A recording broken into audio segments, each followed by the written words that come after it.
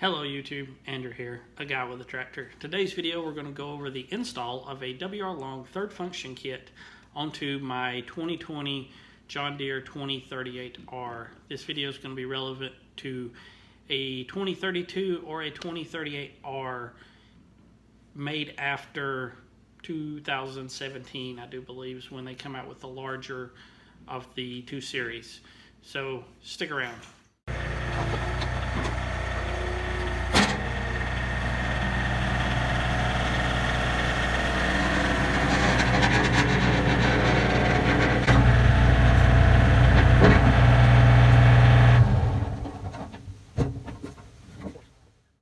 Okay, so this is the box, how it comes from. It actually comes from WR Long. They're out of North Carolina also.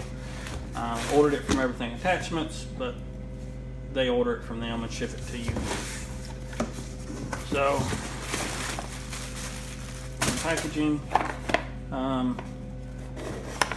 the handle, just like all the other WR Longs. Instructions,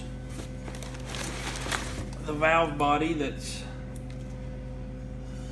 got a mounting bracket on it for the specific loader. And then we got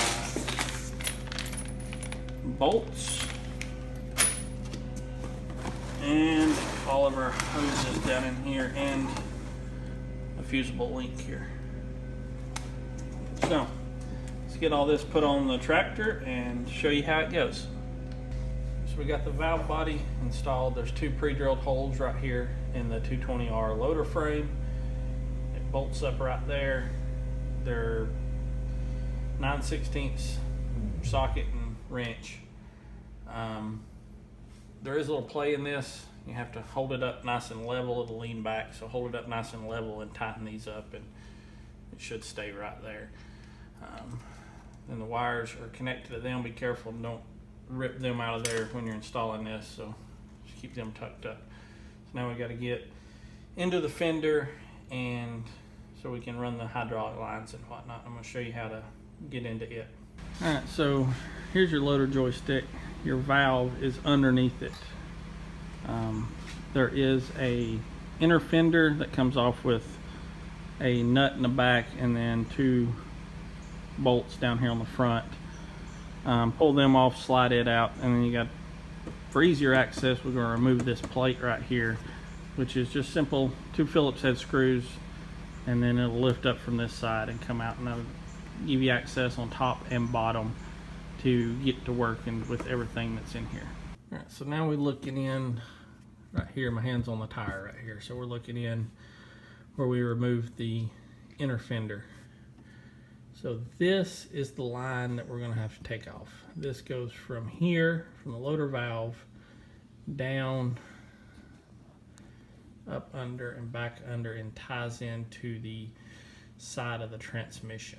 So we're going to take this line off and run lines from here up front to the solenoid, and then from the solenoid back up under to where this line connects to the transmission down here. So I'm going to get all this old line pulled off.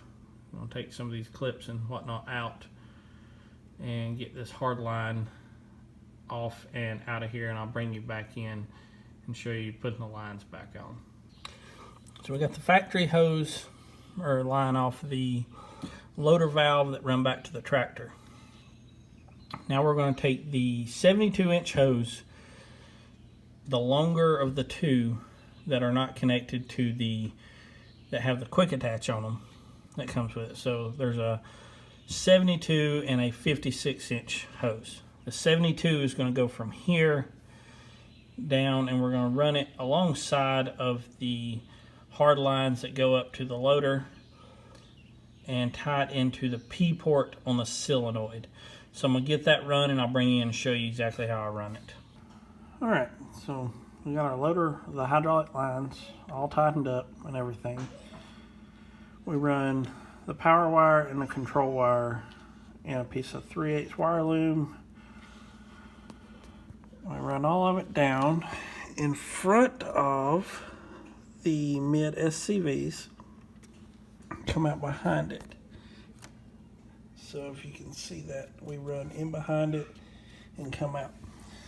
Now the one that goes to the rear of the tractor, I follow this line here all the way back and secured it all the way up, and it goes to the back of the tractor back there. The one that goes to the loader control valve comes in, goes up, and comes out in between where the two hydrostat pedals are, and goes up the fender on the inside of this bracket right here, following the mount for the inner fender. The electrical comes down in and actually goes above the loader lines, over all the hydrostat pedals, and goes up, then comes out right in here and goes up into the inner fender. Now, still got to get all the zip ties clipped off, and then we're going to show you how we get it all wired in up top. Alright, so our wire loom from the front solenoid comes up in here, it's all zip tied up nice and neat. So I split it off, and I drilled I think it was a 3/16 hole right there, and brought it up. I didn't want to feel like taking all this apart. I run it up the joystick lever, and you could wrap this in tape, put it in wire loom, different things. My last one, I run in wire loom with electrical tape around it, and electrical tape kept coming off. So I electrical tape this around the actual shaft, and then I run a piece of, it's 3/4 inch heat shrink. So that's nice and protected and not going to move off there. And it makes it all a nice finished look. Got that down on there, heated up with a heat gun, and got all that shrink wrapped up. And then, so the wire is supposed to go up through this little hole, but the bolts come in from this side, so that allowed me enough room in here for the wire just to go up through this little hole right here, the excess in the grip, and brought it out on the inside. I don't know if y'all can see that down in there. See, there's plenty of room from where it bolts into the shaft. There's plenty of play for the wire. So now we got to get the switch wired in and get the other wire, not that one, this one, wired into the fuse block. If you haven't seen putting this fuse block in, I'll post a link up here to the video where I put this fuse block in and where I tied in the power to the right hand area over here, so I have power over here instead of having to run multiple wires over to a power on the other side of the tractor. Alright, so we got the switch wired in. The green wire goes on top, yellow in the middle, or blue on the bottom. The blue and green can be switched depending on if you want. I like my top to be open, bottom to be closed, and I just have to play around with it once I get the actual grapple on and see which way, like that to close the grapple and the up to open it. So you may have to swap those around depending on your preference on how you like your switch to operate actually. So that's that wired in, and as far as the electrical or the power for it, there's just a power, there is no ground. So it comes around and plugs into the side of a fuse block here, and I got a 10 amp fuse because that's what they recommend for it. Now, if you didn't have this set up, you could easily run the power wire over to the other side and tie in on a stud over there that is switched or a constant power, either one. The video where I put in the fuse block, I show that over there. You could very easily run that over there and use the supplied little fuse link that they provide with the WR Long third function kit to provide power for it. So that is an option. This is just how I have it. I have power right here, so I'm running everything right here. So one thing I did on the control knob here, it was sitting at 90 degrees to front and back of the tractor. I rotated that 5 or 10 degrees to the right, which makes this more comfortable when your arm's on the armrest and it's sitting here. It's more in a natural position because it was kind of kicking your wrist and I got carpal tunnel, so it keeps it in the natural position. I have found that I can sit here when I'm running my grapple. I end up holding it like this most of the time now instead of like this. Quick loader, you know, I'm doing this, but when I'm running my grapple, I grab it like this, and then I have open and closed right here, and it makes for a real comfortable operation. Okay, so here we are at the front of the loader. We have to figure out how we're going to mount the bulkhead, which is this piece. Your quick attach are mounted in it and the hoses come out of it. That's how it comes from WR Long, but I took it apart. The directions say either bolt or weld it to the torque tube. I am totally against bolting or welding anything to a structural component of my tractor that is not already got a hole in it where I can bolt it on, and I'm definitely not welding to a structural member. I did a video on my 3025E where I made a piece where it clamped to this, where I didn't have to weld it on. On the 3025, it don't have the cover right here that covers the lines going across the torque tube. So on the 2038R here, what I'm going to do is take this cover off and weld this in a fashion right here, because this is about where I like my quick attach or my quick disconnects for my front hydraulics anyways. So I'm just going to take this piece off and weld it like this on here. I'll weld this up good and weld it around through there, and then after I get that done, I'll bring you back in and show you how I run the loader lines or the third function lines down the loader and get all this hooked up and dressed up and ready to hook the grapple up. Alright, so got the bulkhead welded onto the cover for the torque tube. Apologize, it's dirty. This is being made 100 hours after the rest of the video was made, so the excess oil from hooking and disconnecting these things will collect the dirt. Remove this bolt right here, welded that on. I went 4 inches from the edge. I recommend 5 or 6 because my hoses sometimes rub the bucket level indicator bolt right there.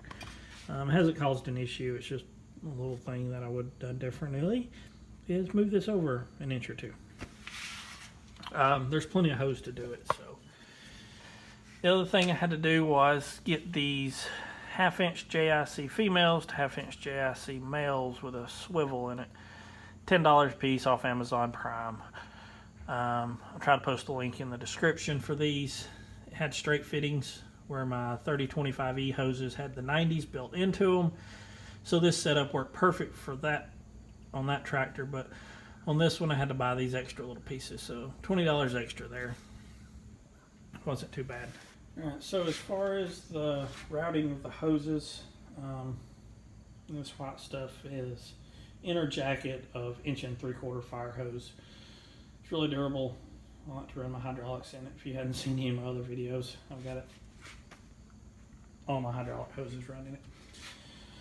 So if you want some of that, contact your local fire department. They may have some that failed hose testing and able to give you a roll that's bad and whatnot. So you run it up. I've run it in behind this little bracket for the bucket level indicator and zip tied it to the existing hard lines that run down through here, up beside this other wire loom and around and down, pretty as you can please, into the solenoid valve. Now, one thing that was missing from this kit, and I don't know if it's just my kit or all of them, is they didn't include covers for these. So if you take your loader off, this, especially this female coupling right here, is just standing open, collecting rainwater, dirt, dust, all kinds of junk. And the ones that's hanging on your loader still, same way, they're open. The males ain't so bad, they're easy to wipe off. The females, you can get stuff way down in there and get it in your hydraulic system. So picked up a set of male and female covers from Tractor Supply, threw them on there, no big deal, and just tuck them up right there. Alright, so if you're still here, thank you for watching. As you saw in the video, it's not a super hard process to do. This is my second one. If you've got basic knowledge and basic tools, you can put one of these things out. No reason to load this up, send it to a dealer, or have a dealer come out and do it. Like I said, super easy. I got mine from Everything Attachments. If you don't know who they are, check them out, everythingattachments.com, YouTube, Facebook, Instagram. They're on all the platforms. Really great company, American-made stuff. And if you buy a grapple from them, which in my opinion, hands down the best grapple. Not sponsored or anything, just have owned 2 of their grapples. They're great grapples. If you buy a grapple from them with your third function, you get 50% off. Travis would kill me. $50. $50 off the price, off your order there when you buy the 2 together. The third functions are around $837, I think, last time I checked. So not super expensive in the whole scheme of equipment. So thank you for watching. Don't forget to hit the like button, subscribe, and hit the bell notification for updates on future videos. Thank you, and have a blessed day.